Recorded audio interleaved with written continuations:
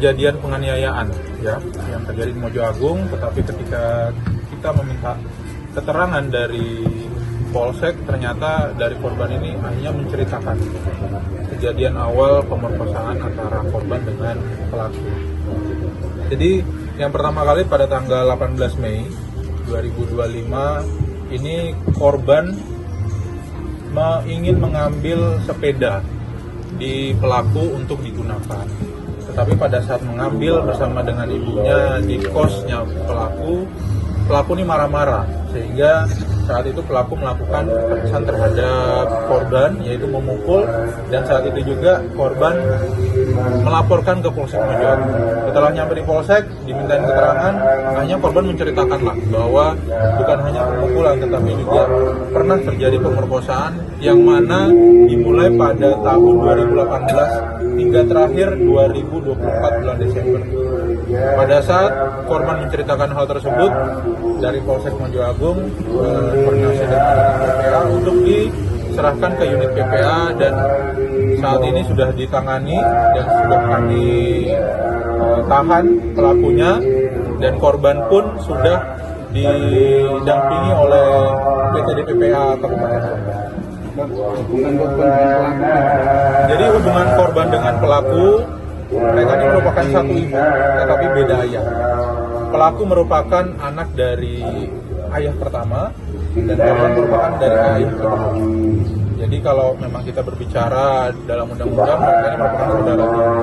Kalau kita berbicara saudara, mereka ini genetiknya berbeda. Namun darahnya itu memang sama dengan ibu, tapi genetiknya berbeda. Ya. Jadi dalam kejadian tersebut, korban ini waktu tahun 2018, korban masih berumur 12 tahun, masih sekolah, dan pelaku ini masih berumur 15 tahun. Sampai terakhir 2024 bulan Desember mereka sempat melakukan persetubuhan. Pelaku melakukan persetubuhan terhadap korban. Jadi pelaku ini berinisial AA, umur 23 tahun saat ini, dan korban berinisial LN, umur 19 tahun.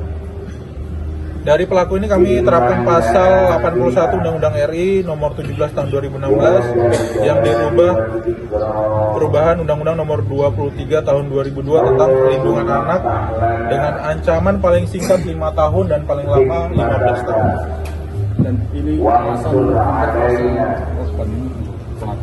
Jadi awalnya dari keterangan yang kami dapatkan, pelaku ini menonton video dewasa. Setelah menonton, dia memiliki hasrat, dia menunjukkan kepada korban. Nah, pada saat itu pelaku ini memaksa korban. Awalnya korban tidak mau, tetapi karena pelaku memaksa dan mengancam, korban ketakutan.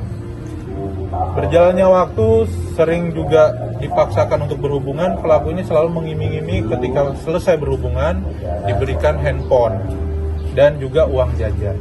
Nah, seperti itu terus. Ketika mungkin pelaku memiliki hasrat, pelaku bersetubuh dengan korban, selalu itu menjadi alasannya dia untuk memberikan kepada korban, yaitu memberikan handphone dan juga memberikan uang jajan. Dilakukan di rumah. Ya, memang dilakukan pada saat orang tuanya tidak ada, dan saat ini pun pelaku ini pada tahun 2020 sudah nikah siri. Itu pun masih melakukan hubungan dengan korban sampai dengan pelaku ini nikah sah, yang mana dibuktikan dengan keterangan dari korban terakhir itu pada bulan Desember 2024. Dan alasan pelaku kenapa kan sudah menikah, kenapa Pak masih melakukan hasrat itu ke hatinya? Ya itu tadi, karena ya mungkin hasrat tersendiri ya ketika berhubungan dengan saudara mungkin. Jadi itu yang memicu dari korban untuk melakukan dengan korban. Dan kondisi korban sekarang ini?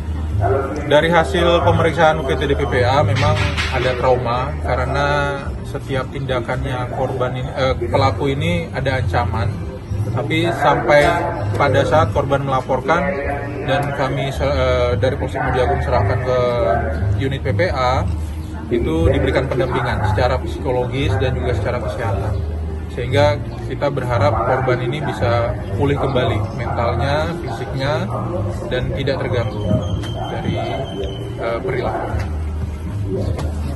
Ada lagi? Cukup ya? Cukup? Sama Pak.